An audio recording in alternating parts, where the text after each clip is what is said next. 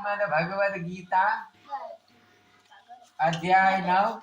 श्लोक 3 अश्रद्धानः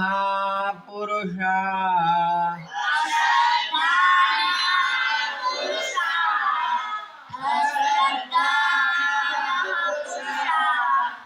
धर्मस्यास्य परन्तप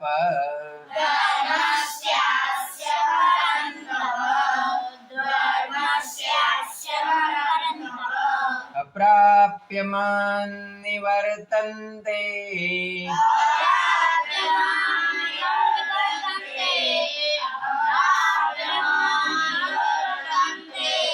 मृत्यु संसारवर्त्मनि